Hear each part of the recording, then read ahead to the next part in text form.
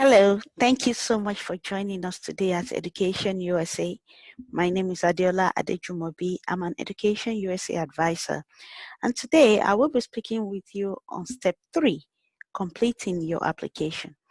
So once you're done with your research, you know the institutions you would like to attend in the US and how you want to fund your education.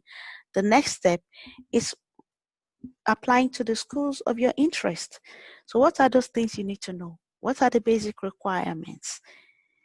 For undergraduate students who want to study in the US, you must have completed secondary school with grades that are good enough for admissions in your home country. For graduate students, you must have completed your bachelor's degree program at least before you can think of a graduate program in the US.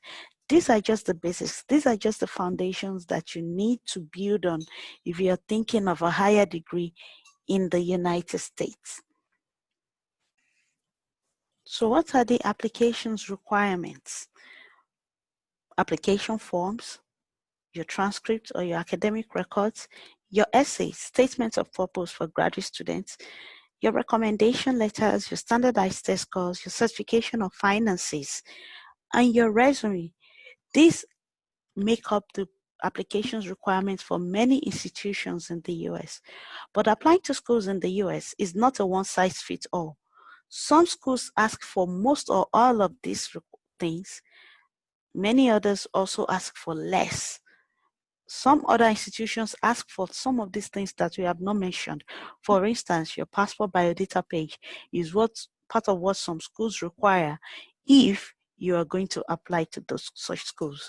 So you need to find out right from the time you're doing your research on the institutions that fit your interest. You also need to find out from them what are those things that you need to submit? What are those things that make up the application package for individual schools that you will be applying to? For undergraduate students, there are many portals where you can submit one application to very many schools. The Common Applications, the Coalition, the Common Black College Application. These are just some of the portals where you can submit one application to as many as 20 schools or more, depending on each of the portals. But there are some also other schools that have their own separate application portals. So if you intend to apply to them, you have to visit the school's website and submit the applications individually. And then there's also a state-owned portal like Apply Texas, where you can submit your application to one or more state schools in the state of Texas only.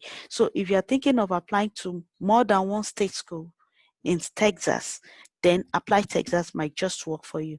That is for undergraduate students.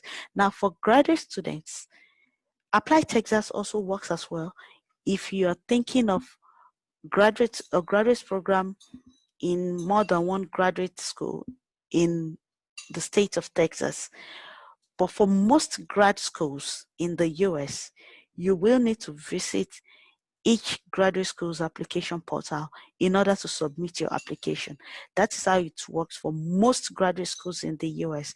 So you might find yourself submitting as much as 5 applications in order to apply to 5 graduate schools in the US. But for those who are thinking of some specific fields like law, like medicine, like a master's in public health, there are some portals that have been designed specifically for this. For instance, the Law School Admissions Council has the Credential Assessment Service for students who want to study law, because law is a graduate program in the US.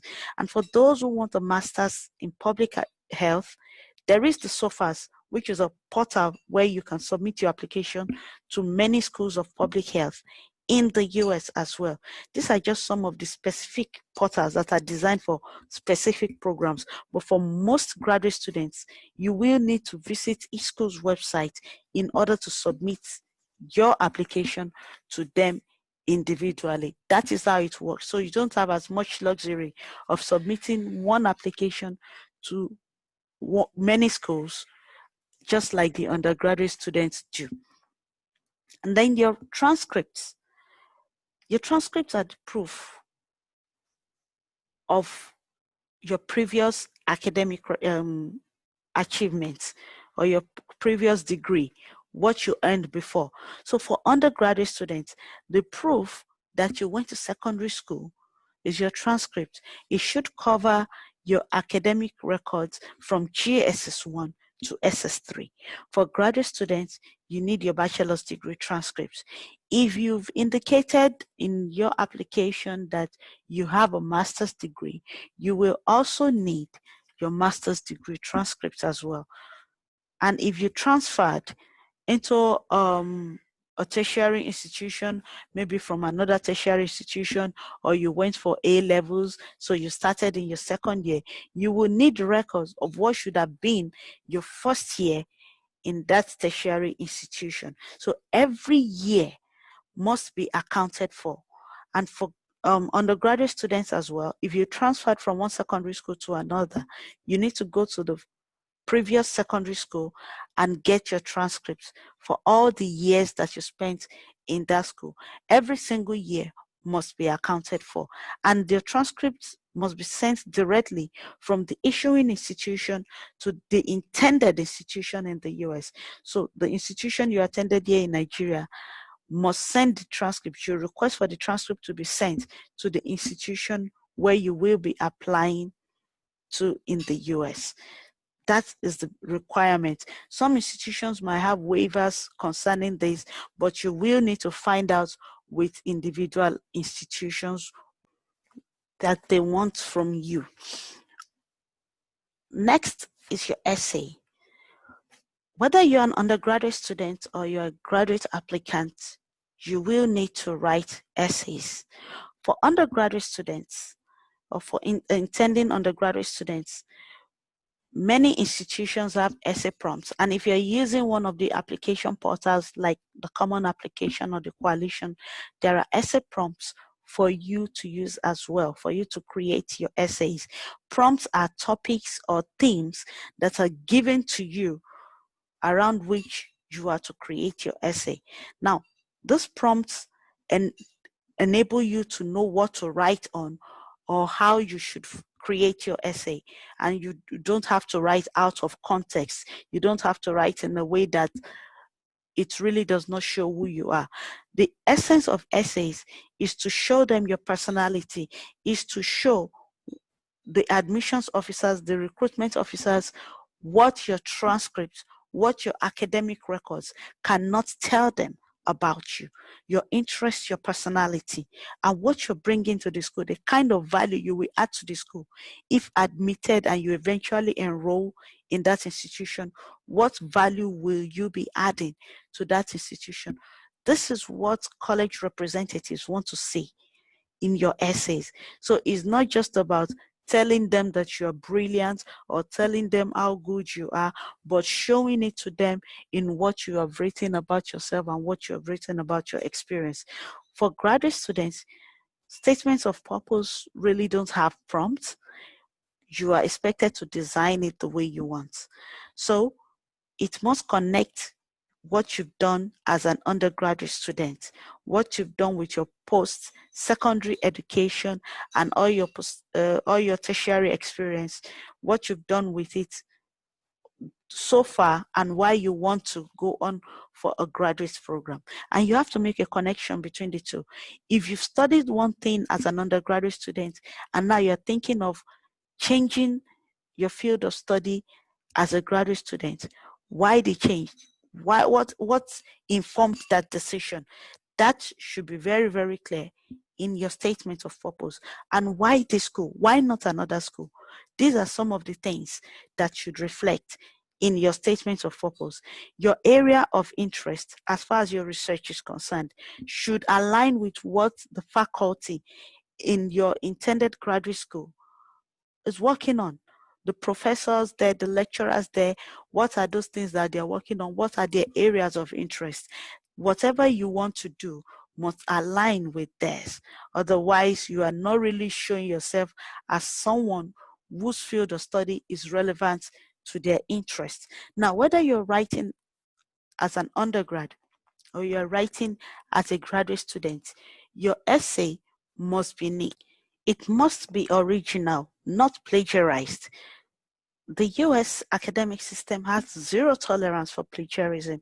Now, if an element of plagiarism is detected in your essay, whether as an undergraduate or as a graduate student, it renders your entire application invalid because there is already a question mark on the authenticity of your application. You must be very professional with your essays. Make sure that you proofread, make sure that you correct every error, cross your T's, dot your I's, and be very honest and realistic. Don't paint yourself to be bigger. Don't create a larger than life image of yourself in your application. That is not going to help you at all. And then your recommendation letters. Now, your recommendation letters, like your essays, are designed to stand out and advocate for you, to help the college representatives, the admissions officers, the admissions review committee see beyond your grades into your personality, into your abilities, and advocate for you in such a way to show that, yes, you will be a good candidate for the institution you are applying to. You need to meet your recommenders well ahead of time. Choose them well ahead of time. Even before you start working on your applications, you need to decide who is going to write your recommendation. Make sure you inform them. Not just choose them ahead of time, inform them ahead of time. If you've graduated 2, 3, 4 years ago, you might need to go back and give them something like your transcript or your essay or your CV in order to refresh their memory about you. Don't just show up before the deadline and say, oh, tomorrow is the deadline, next week is the deadline, and you expect them to produce the kind of recommendation that would give institutions the quality that they want to see. Because institutions in the US want to see how well the recommender knows you, in what capacity, how will the person rate you in a class of 25 people or in a class of 30 or 50 students. Will the person rate you as being part among the top 10 or among the top 5 or the very best in the class? All these things matter. Schools actually look at recommendations and they take it very, very seriously, because this is somebody who has worked with you, speaking about your ability to go for an undergraduate program or a graduate program in the United States. So they take that third party recommendation very, very serious. Another important part of your application is your standardized tests. For undergraduate students, you are looking at either the SAT or the ACT. Schools accept one or the other. Most schools will have you take either of the two. Just submit one as part of your application's requirements. For graduate students, the graduate record exam, GRE, is what most graduate students take. While students who want to go for MBA courses, that is Masters in Business Administration, go for GMAT.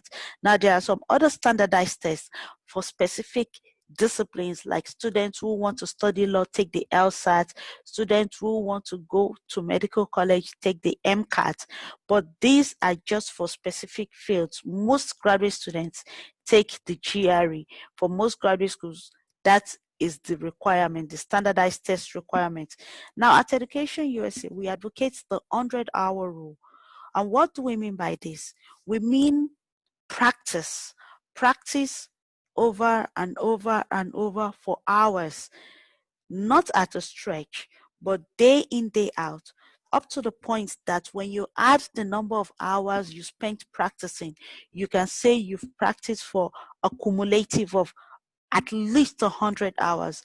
By then, you will be able to identify your weak areas, your strength in taking the standardized test, how you can navigate, what to expect, what are the sections, what is the structure of this test. By then, you will know everything.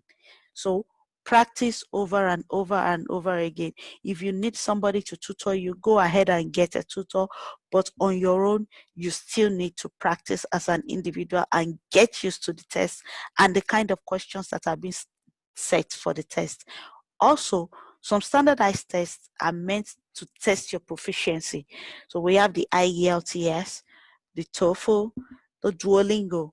All these are just tests to know how well you can speak the English language in listening, speaking, writing, and reading. Are you good enough in the command of this language to sit in an American classroom? Now, some institutions have their own tests designed for international students who are coming into the US to study, or who are coming to the institution to study, while most institutions will take one of these tests as a requirement, and they are fine with it. So you need to find out. There are also some other institutions that are willing to waive this requirement if English is the language of instruction in your home country, or the official language in your home country, or the institution you attended. But if the schools are not willing to waive it, then you have to take this test. So you need to find out which school wants me to take a standardized test or a language proficiency test, which school is willing to waive it for me. So all these things are part of what you should know even before you start applying to the schools. And then your resume. Some schools request that undergraduate students send in their resume. Other schools don't bother about that. For graduate students, most grad schools, almost every graduate school would definitely ask you for a resume. So you better start preparing it as part of your application. What do they want to see? A summary of everything you've done so far in the last institution you attended, especially. For undergraduate students, your contact details and your high school records, as well as the records of the activities you were involved in while you were in high school. You don't need to go as far back as your primary school days. That is not required. But your achievements, you were the valedictorian in your high school, all these things should be on your resume. For graduate students, you don't have to go back to secondary school or bring up the things you did in secondary school. You were the head boy or things like that. No. What should be on your resume are the records of your post-secondary education and activities and achievements, your work experience, your research experience, your teaching experience. If you've gotten any award or if you've received any award, there should be awards that you got in your tertiary institution, in your post-secondary education or activities. Anything below that, you don't have to go that far back. These are the things they want to see. So it's just a summary of everything you've done post-secondary. That's for graduate students. And everything you've done in your secondary school days. That is for prospective bachelor's degree applicants. So these are the requirements that many institutions want to get from individual applicants who want to study in the United States. So if you're thinking of applying to US schools, have it in mind that you will be asked to submit almost all of these things, if not all of them, and you need to start getting them ready. So that's how far we are going to go today. Thank you so much for joining us at Education USA. You can reach out to us, Lagos Education USA at states.gov. You can also follow us on social media, on Facebook, Education USA Lagos, on Twitter, Education USA Lagos, and on Instagram, Education USA Lagos. We look forward to hearing from you and taking your inquiries. Thank you so much for joining us once again. Bye for now.